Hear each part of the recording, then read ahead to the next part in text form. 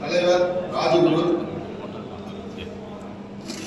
வருகின்ற 2026 சட்டமன்ற தேர்தலிலே தமிழகத்தினுடைய பூர்வக்குடி தமிழர்கள் அவருடைய நிலை இன்று தமிழகம் முழுவதும் உள்ள பெண்கள் இன்று 5000 ரூபாய் கொடுத்த அரசாங்கம் அந்த 5000 ரூபாயில ஒரு 3000 ரூபாய் 4000 ரூபாய் மறுபடியும் அரசாங்கத்துக்கு ஏதோ போற நிலை இருக்கிறது. காரணம் மது என்கிற வழக்கம் தமிழகத்திலே ஓடிக்கொண்டுள்ளது. அது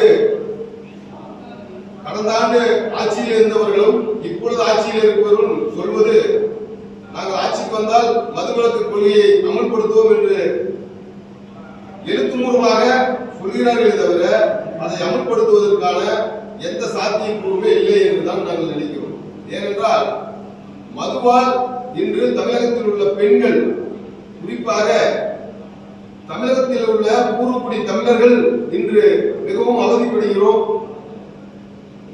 1000 ரூபாய் சம்பாதிச்சுட்டு வந்தா 900 ரூபாய் சாராயம் குடிச்சிடறாங்க, 800 ரூபாய் சாராயம் குடிச்சிடறாங்க. காரணம் வீதி வீதிக்கு டாஸ்மாக் என்கின்ற ஒரு அரக்கன் அங்கங்கே இருந்து கொண்டிருக்கிறது. அது மட்டுமல்ல, மது போதைகளிலே முழுவதும் இல்லாமல் இப்பொழுது கஞ்சா, மாத்திரை போன்ற தீய பழக்கங்கள் தமிழ்நாட்டிலே ஊடுருவியுள்ளது. இதையெல்லாம் எப்படி தட்டி கேட்க முடியும் என்றால், தமிழகத்திலே எலெக்ஷன் நேரம் மட்டும்தான் இந்த மதுவிலக்கை அமல்படுத்துவோம், விவசாயிகளுக்கு மானியம் வழங்குவோம், பெண்களுக்கு குடும்பத்திற்கு 5000 வழங்குவோம் என்று சொல்கிறார்கள். எலெக்ஷன் முடிஞ்சா மீதி 4.25 வருடம் அவர்கள் சொந்த வேலையும் அதை மட்டுமே அவர்கள் ஆட்சியை எப்படி நடத்துவது, எப்படி ஆட்சி நடத்துவது என்று மட்டுமே சிந்திக்கிறார்கள். அதனால ஒட்டுமொத்த இந்து அமைப்புகளும் சேர்ந்து வருகின்ற 2026 சட்டமன்ற தேர்தலிலே போட்டியிடுவது என்று முடிவு செய்திருக்கிறோம். எதற்காக இந்த முடிவு என்றால், உங்களுக்கு எல்லாம் தெரியும், திருப்பரங்குன்றம் பிரச்சனை என்பது ஒரு சாதாரண சுமூகமாக நடத்தியிருந்தால் அது சுமூக பிரச்சனை. அங்கே ஒரு தீபம் ஏற்றுவது நம்முடைய உயர்நீதிமன்றத்தினுடைய நீதியரசர் ஒரு தீர்ப்பினை வழங்குகிறார். அங்கே தீபம் ஏற்றி இருந்தால் அன்றைய தினத்தோடு முடிஞ்சிருக்கும். ஆனால் இதை அரசியல்படுத்துவதற்காக ஆளுங்கட்சியும் எதிர்கட்சியும் இது போல அந்த முருகனுக்கு செய்கின்ற துரோகமாக நினைத்து இந்த முருகனுடைய வாரிசுகளான நாங்கள் எல்லா தொகுதியிலும் வேட்பாளரை நிறுத்துகிறோம்.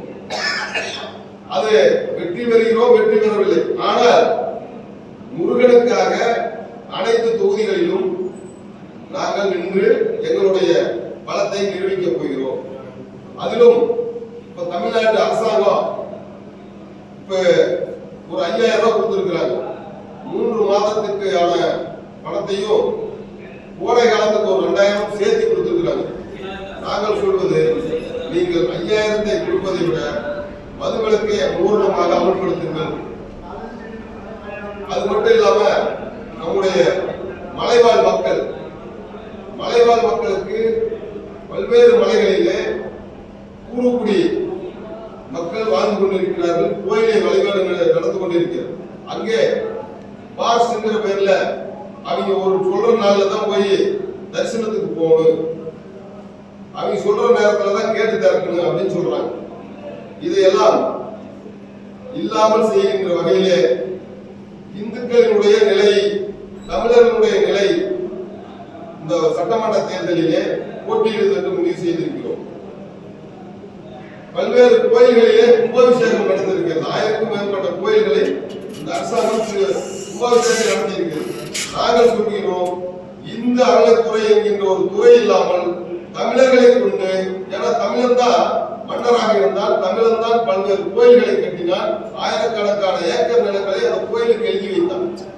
அப்படி அந்த கோயில்களுடைய சொத்துக்கள் ஒரு வாரியமாக்கப்பட்டு அந்த வாரியம் நிர்வகிக்க வேண்டும் என்று எங்களுடைய கோரிக்கை. ஏனென்றால் முஸ்லிம் மசூதிகளை, முஸ்லிம் ஜமாத்துகளை நிர்வகிக்குது. சர்ச்சுகளை பாதிரியார்கள் நிர்வகிக்கிறார்கள்.